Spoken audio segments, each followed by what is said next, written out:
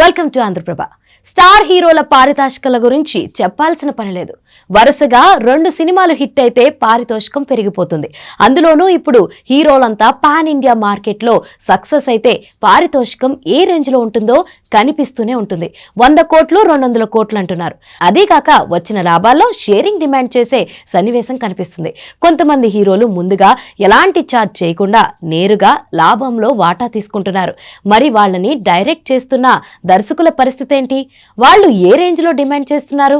అంటే హీరోల్ని మించి వాళ్లతో సరిసమాన పారితోషికాలు తీసుకుంటున్నారనే విషయం లీక్ అయింది. ప్రముఖంగా సౌత్ నుంచి ఈ 3 దర్శకుల పేర్లు చర్చలోకి వస్తున్నాయి.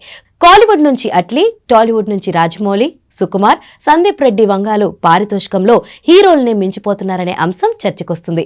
ఇందులో ముందున్నది ఎవరు అంటే దర్శక ధీరుడు రాజమౌళి అంటున్నారు. పాన్ ఇండియాని దాటి పాన్ వరల్డ్ లోనే జక్కన్న అంటే ప్రత్యేకమైన గుర్తింపు ఉంది. అతని బ్రాండ్ తోనే సినిమా మార్కెట్ లోకి వెళ్ళిపోతుంది. అతడి సినిమాలో హీరో ఎవరు అన్నది తర్వాత సంగతి.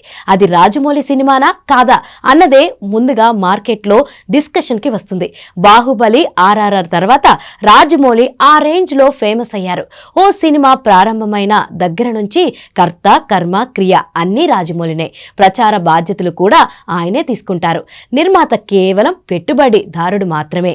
మిగతా వ్యవహారం మొత్తం నడిపించేది రాజమౌళినే కావడంతో ఆయన ప్రతి సినిమాకి లాభాల్లో సగం వాటా తీసుకుంటారని తెలుస్తుంది. ఇదే వేలో యువ దర్శకుడు సందీప్ రెడ్డి వంగ కనిపిస్తున్నాడు.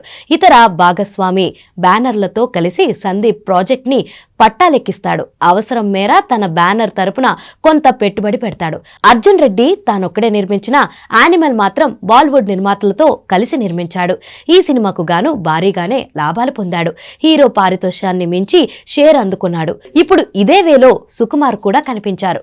పుష్ప మొదటి భాగం నిర్మాణ బాధ్యతలు మైత్రికి అప్పగించగా లాభాలన్నీ సంస్థకే వెళ్లిపోయాయి. దీంతో పుష్ప 2 కోసం సుకుమార్ నిర్మాణంలో భాగస్వామిగాను మారారు. ముందుగా ఎలాంటి పారితోషికం తీసుకోకుండా తన నిర్మాణ సంస్థనే పెట్టుబడి పెట్టారు. రిలీజ్ అనంతరం హిట్ అయితే అందులో నేరుగా వాటా తీసుకుంటారు. అలాగే ఇప్పటి వరకు అట్లీ కూడా పారితోషికం తీసుకునే సినిమాలు చేశాడు. కానీ పాన్ ఇండియా సక్సెస్ పఠాన్ విజయం అనంతరం ఆయన రూట్ మారుస్తున్నాడు. ఇకపై పారితోషికం కాకుండా సినిమాల్లో వాటా తీసుకునేలా నిర్మాణ సంస్థలతో ఒప్పందాలు చేసుకున్నారట.